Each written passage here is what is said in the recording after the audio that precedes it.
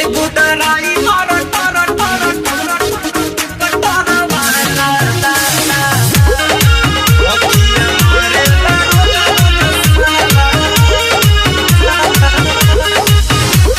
आप सुन रहे हैं अमित पटेल की आवाज में।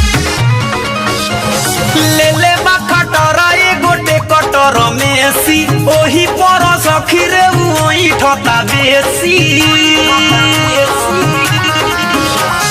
ले ले बा खटरा एगो टेकटर मेसी ओही पर सखी रे ओही ठता बेसी हमरे दुआरी होके हरदम जाला हरन बाजावेला ताका के आगराला एगो डराइवर टेकटर वाला अखियां मारेला रोज रोज साला एगो डराइवर टेकटर वाला अखियां मारेला रोज रोज साला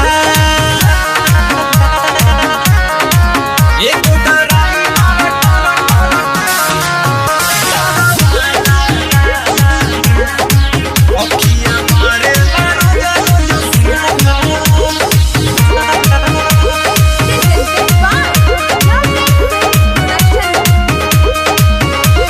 रही रही के जुलफी झरेला हंसे तो दिलवा कढ़ेला रही रही के जुलफी झरेला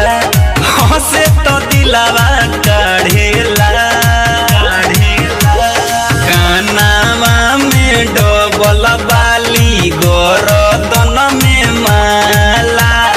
दिन भर भचर भचर रजनी गंधा खाला एगो डराइवर टेकटर वाला अखियां मारेला रोज रोज साला एगो डराइवर टेकटर वाला अखियां मारेला रोज रोज साला अखियां मारेला रोज रोज साला आप सुन रहे हैं अमित पटेल की आवाज में।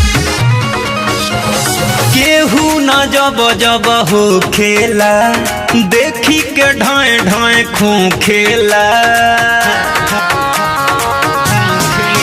और केहू न जब जब हो खेला देखी के ढाए ढाए खू खेला और रहन मुँह के सहवा के बना सोहाला कही के अमित दिवाकर से कइले बहाला एगो डराइवर टेकटर वाला अखियां मारेला रोज रोज साला एगो डराइवर टेकटर वाला अखियां मारेला रोज रोज साला ले ले बा खटरा एगो टेकटर मेसी ओही पर सखी रे ओही ठता बेसी हमरे दुआरी होके हरदम जाला हरन बाजावेला ताका के आगराला एगो डराइवर टेकटर वाला अखियां मारेला रोज रोज साला एगो डराइवर टेकटर वाला अखियां